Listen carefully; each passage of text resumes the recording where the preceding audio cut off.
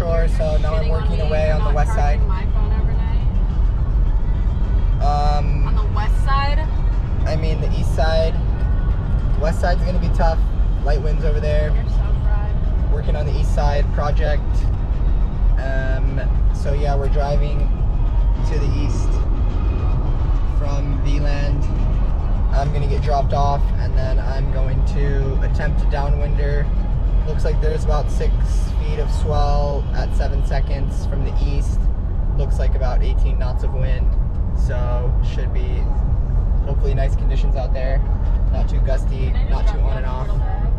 I've already completed the Turtle Bay to VLAN run, so I'm looking to do something a little bit longer now.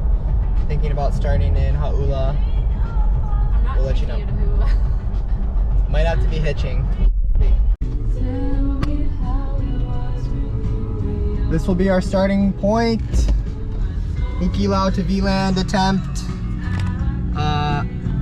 My wing has a small leak in it, slow leak. A lot of uncles were laughing at me for that, for still sending it downwinders and stuff by myself with a small leak, but I don't go out to sea, so I'm not worried about self-rescuing if I need be. Here we go. I started the GoPro after my first fall at Hukilau. A little bit of shore break because there's like 6 foot of swell, wind swell, like 6 feet at 7 seconds, like I said.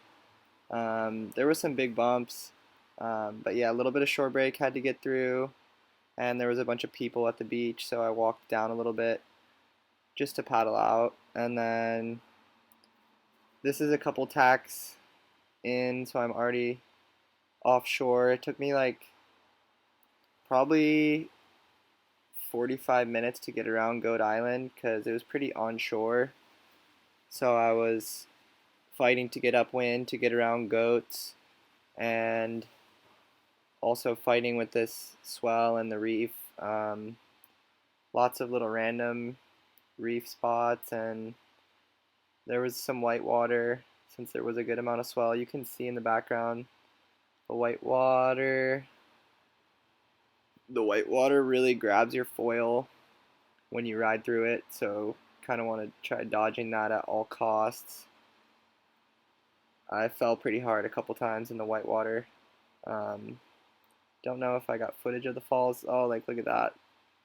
The GoPro makes all these swells look way smaller than they really are. I'm sure everyone already knows that.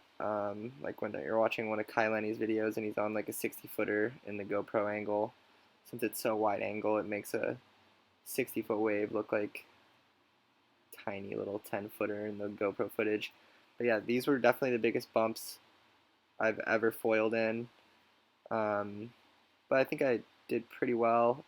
There was a lot of water moving around, like since Goat Island's right there, it was bouncing and refracting the swell all crazy off of that. So you can see it's not really smooth. I'm having to make a lot of adjustments. But the wind was good.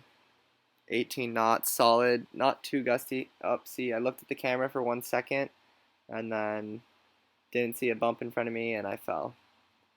Just 1 little second of not paying attention and can cause you to fall when it's so much water moving around, and the water is making like boxes, like so much refraction. You can see in the footage like it's so washy and bouncy. The water is all over the place. Look at that backwash. It's crazy. So I think at this point I am right in front of goats. You can't see, unfortunately, but yeah, I'm right in front of goats. I'm really focusing here not to fall because it's super hard to get back up in all this backwash, bouncy stuff. And with the swell, like, it almost felt like there wasn't even wind when you're sitting in a trough. And then you'd have to wait for a swell, then you're up on top of a wave trying to pump and get up. So this was really a no-fall zone for me.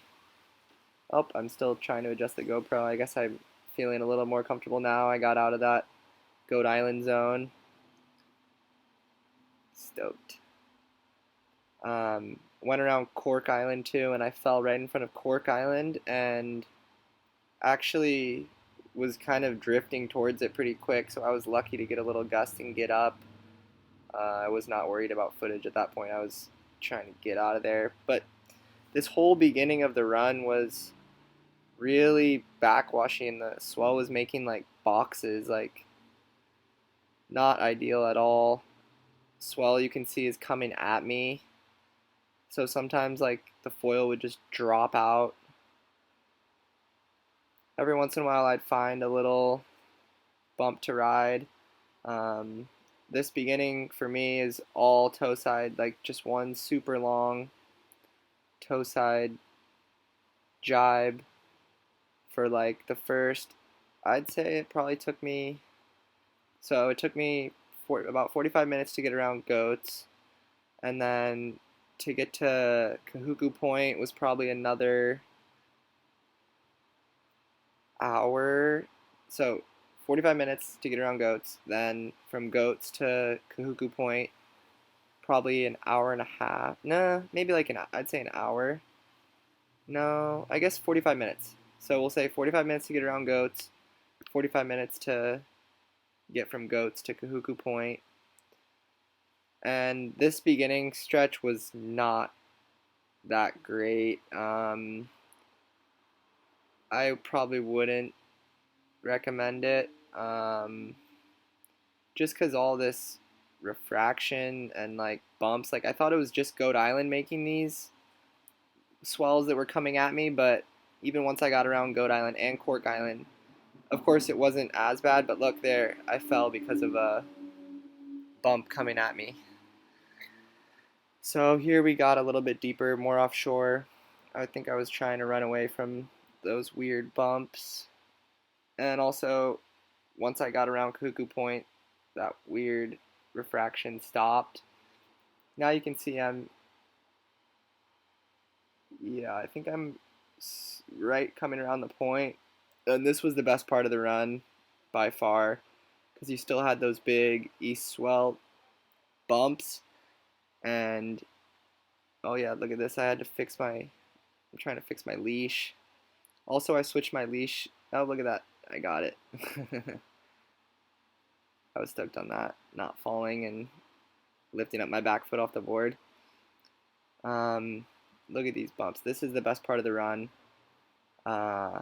Huge bumps, the biggest bumps I've ever ridden, for sure.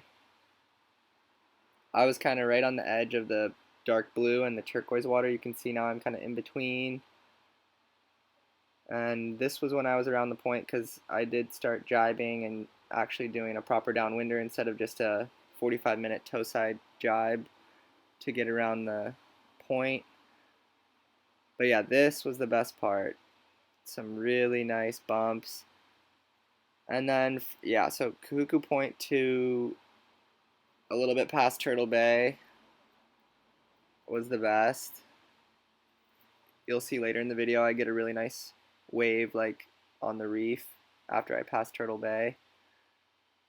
Look at this one. Flying. Long, really nice bumps. No more backwash or anything in them. This section made that whole starting thing worth it. Yeah, I think I said something about the big bumps. But then the bumps kind of die after a little bit after Turtle Bay. They get small. And then I was originally planning on going in at VLAN, but the wind was still good and I was feeling good. Wasn't really tired or too hungry or thirsty yet, so I ended up going all the way to the harbor. But yeah, here's another nice bump. Flying around. Whenever the wing's up above like that, oh yeah, this is kind of the one. Of course I got a lot of other really nice ones, but I wasn't recording as much this session since I only had a 18% battery on my GoPro. Oh, you can see that whitewater took me out. I had some really big falls this session, just because I'd never ridden in bumps that large. Now there you can see Turtle Bay in the background. I think coming up is the long, nice wave at the reef that I was talking about. I think here's the start of it. Yup, there I see the wave, then I turn into it. This is all gliding, all wave riding. When the wing's up like that, it's just along for the ride. Pump a little to catch up with it. Still on the wave, still on the wave. This was like a little outside reef waves, I think. I guess, yeah. Because it's not too deep there. Super long one. Wind swell, feeling the bottom, jacking up on the reef. Super long ride. There, now I kick out. So that whole thing was a glide. And then right into another little one. Off the reef now, I feel like more just riding those swells.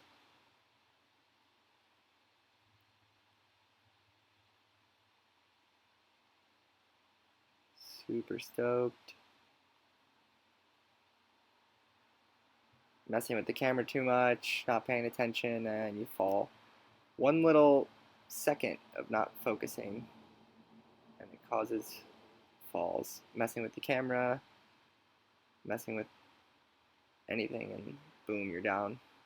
Oh yeah, what I was going to say earlier, I switched my leash position to upper calf, and that was a lot better, way less drag. You can still see that thing whipping around a bunch, but way less than when it's around the lower ankle. Just keeps that much more of the leash out of the water. And I don't think I popped up with my leash wrapped around my foil a single time this session. That was a problem in the last downwinder. So definitely recommend the upper calf leash. I would like to go no leash. I still don't think I've ever needed it. If I did have a big fall and my board kept going, I think I could swim or body drag to catch up with it.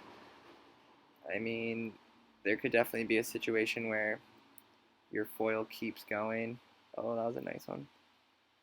Where your foil keeps going for a while. Oh, actually, this is the wave maybe that I was talking about. This looks more on the reef. Yeah, this is actually the one. That other one was just outside wind swell. This is actually on the reef.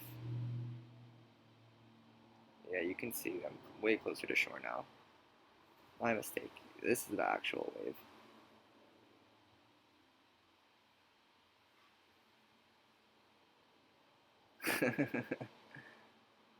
Super stoked. And then I was looking out the back to see if I was going to go for another one, but I think I just timed that one up perfect. Got lucky. Also rode one at Revy's on the way. There wasn't much swell. A nice little carve.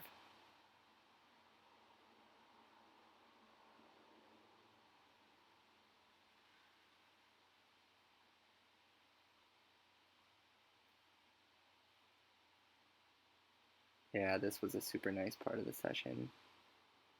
Finding this little break. The wind was great, close to shore over here. It starts kind of getting weird around sunset, pretty much once you pass after backyards. Revy's is good riding spot. Backyards is good, but then sunset kind of gets shadowed, the wind gets weird, so that's when I usually head out to sea a bit. It's rare to have that good wind at sunset.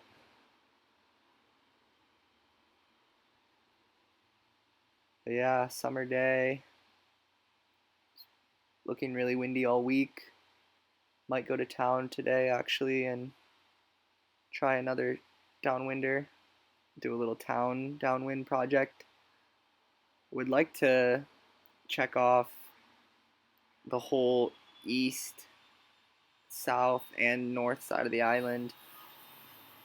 I mean, I would say I'd like to do a circle around the whole island and check everything off, but I think west side is rare for favorable winds. You would need like west winds. I guess it happens. Just gotta get it on the right day.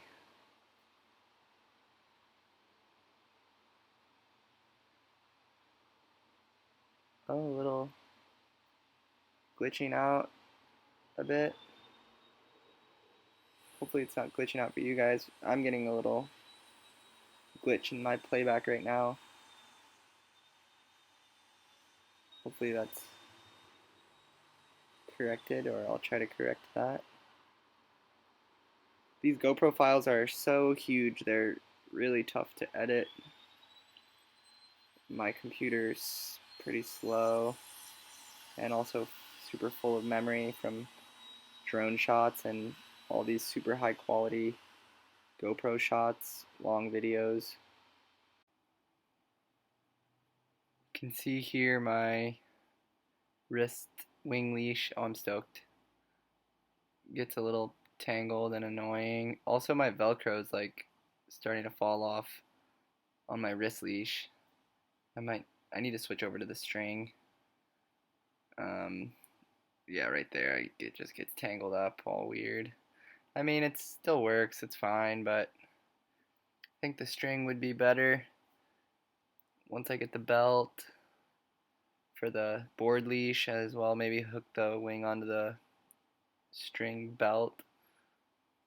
We'll see. Hopefully some new gear coming soon.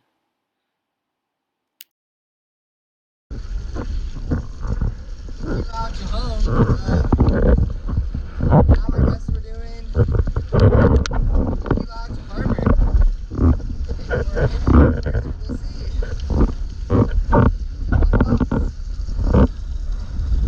now.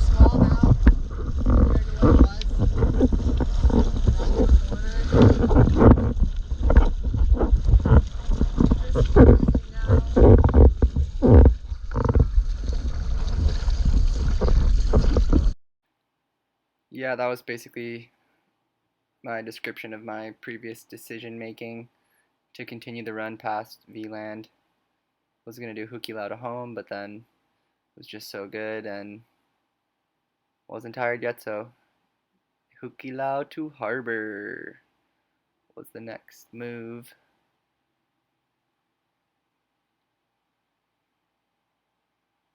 No one else out there. Didn't see a single other person doing any type of downwinder. Surprising.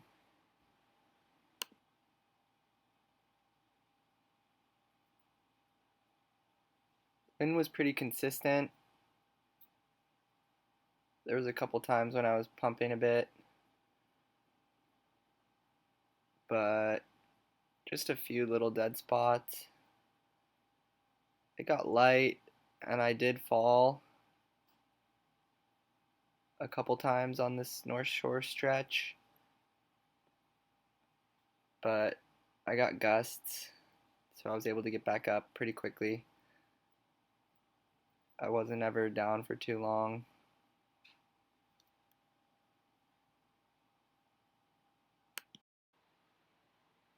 Nice speed, nice gust, really nice wind. You can see the windmills in the back too every once in a while, or I guess we'll be coming up on those soon, but that's always a nice indicator that you're not going to get stuck out there. If you see those windmills ripping, look at this gust. This is a really nice gust, and I'm also on a bump. Cruising, but yeah, so much smaller in this area from compared to the east side. I felt really confident just ripping around and chasing bumps, doing speed downwinding, what I was calling it. Chasing bumps, carving around, flying. Especially when I got those really solid gusts. And I just felt so much more in control and confident compared to when I was in all that backwash stuff and in those big swells that I wasn't really used to yet. I'd say in total I probably had like 20 falls, which is kind of a lot for me. Hukilau to Harbor, 20-mile run, 20 falls, 1 fall per mile. A couple of them were mostly just hitting weird bumps or when the board hits the water when I'm leaning too far one direction. Now I'm a little bit more offshore. Oh, now we're passing Waimea. Looks like.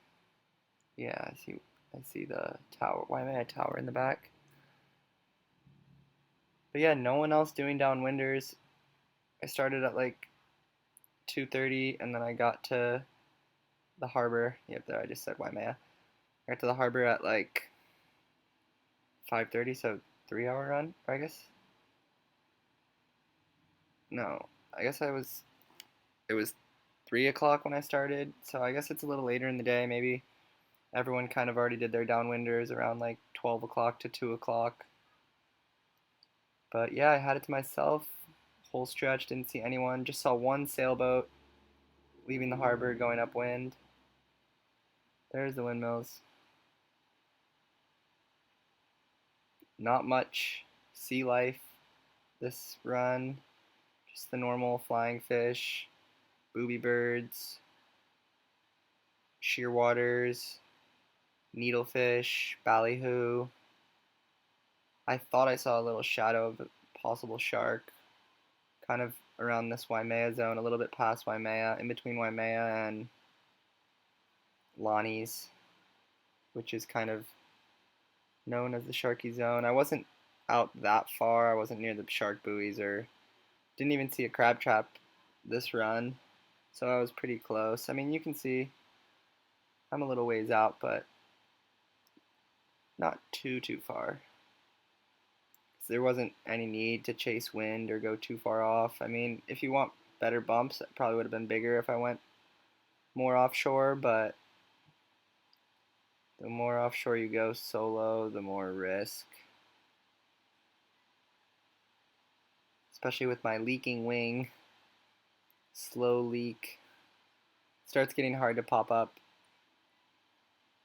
after like 2 hours of having it pumped up, and especially if it gets crushed by the waves or if I have big wipeouts. Squeezes the air out. Here I was experimenting with some new angles.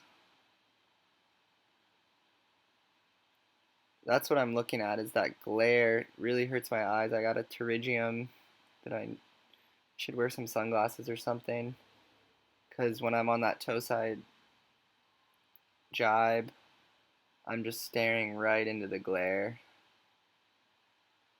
which is pretty brutal. I should definitely get some sunnies.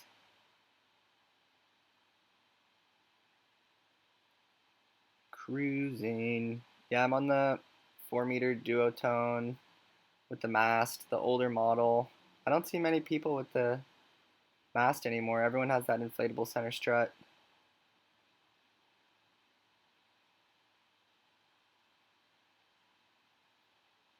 And then I'm on the lift 170 high aspect with the 32-inch mast, Amundson 35-liter board. Super nice.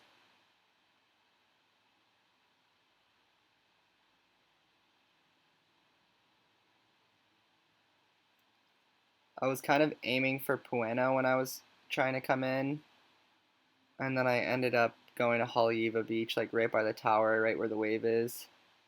But I was able to pump and got a little gust and shot all the way to the sand. Didn't have to paddle in at all. Looked like a pro. Jumped. I was pumping heel side, and then I kind of drop my wing, and then I kick out my board and kind of try to catch my board almost. When I kick out into the shallows, then I took 2 steps and I was on the sand, washed my wing, and then asked some locals if I could borrow a phone to make a call, because my girlfriend was doing a beach cleanup at Puena, so that was actually the reason I ended up shooting down Puena. So then you borrowed the phone, called her up, and by the time I rinsed my wing, my foil wing, I don't rinse my hand wing. Look at these angles, kind of cool. But yeah, by the time I rinsed my foil, she was there. My wing didn't even have time to dry. I just roll my wing up wet. I don't know if that's bad. Probably that's what I used to roll it up with sand and water. It's probably why I have the slow leak. Should probably start taking better care of my gear. But yeah, that's it, guys. Thanks for watching this 20-mile downwind run. Subscribe, please. It helps.